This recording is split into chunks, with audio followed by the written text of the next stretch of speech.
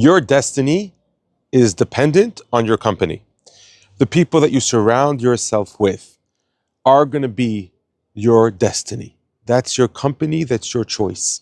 And you could, through choosing the right company, you can make sure that you're in the path to the destiny that you decide for yourself. Look at the people that you have and realize that that's going to be the direction you're going to be in. And this is something that David HaMelech realized was such an important part of serving God that he started off the Sefer Tehillim specifically with this concept. Ashar haish asher lo halach ba'atzat reshaim ubderech hataim lo amad umoshav letzim lo yashav. In his great book Atomic Habits, James Clear talks about the three different parameters of how much you're going to be influenced by friends. It really has to do with the three different factors of how close they are to you, how many they are, and how powerful they are in your mind.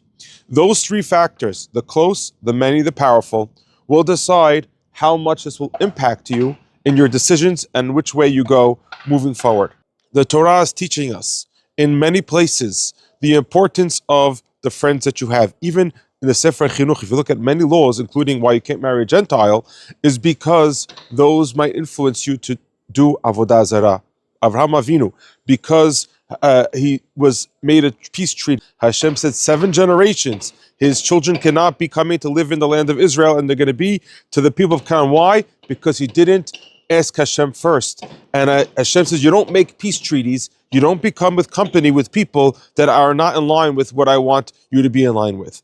We find also that Shlomo HaMelech, the smartest of men, you think that he wouldn't be influenced by having the wrong company, by marrying the daughter of Paro. But exactly the fact that he married the daughter of Paro is what caused the destruction of the Beit HaMikdash. At that moment, the angel Gabriel went into the Mediterranean Sea and stuck in the middle of it a reed which caused the boot of Italy and Rome to come and to be created.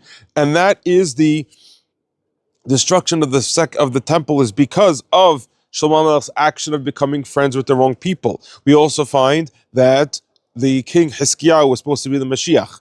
He also made a very big mistake in the sense that Hiskiyahu showed the people from Bavel the treasure houses of the Beit HaMikdash, and because he did so, Hashem said, you're showing them the treasure house of the Beit HaMikdash, because that your grandchildren who are going to be the kings of the Jewish people will be taken in chains. Sidkiyahu will be taken in chains to the kings of Babylon. We also find that Yoshiyahu, also a potential Mashiach, was ridden with arrows throughout his body because he went to fight the war against the King Paro. Rabbis tell us since he didn't ask the prophets at the time, Eliyahu and Avi and the other Yeshayahu, since he didn't ask those prophets at the time, that's the reason why he was going to be punished and he had to die the way he died. We also find that Hiskiyahu, because he didn't ask the prophets in his days also the right thing to do, he also was punished. So according to who we connect ourselves to, that's how we're going to be impacted. You think about a person who says, listen, I'm on such a high level, so I don't have to worry, I'm not going to get impacted. But Avraham Avinu, he was already the Kirv master of the world. He had so many people that he was Mekarev. And still Hashem says to him, you know what? You're going to be influenced by the people in Haran. Get away.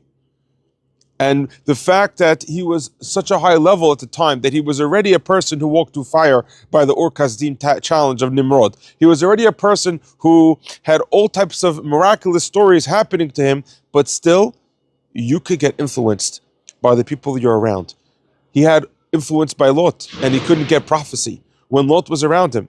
So we sometimes want to understand, how do we maximize our capabilities? Well, if you go to sleep on time, you'll get up with a better energy in the morning. And sometimes we don't go to sleep on time because we have friends who are living up, giving us over high energy at night times, which cause us as if it's still the daytime, and we don't sleep well at nighttime. If you have friends who are going to sleep on time, and you have friends who are waking up on time, most chances are you're going to have the same energy in the morning as those high energy people who are able to get up to Shachrit and pray on fire.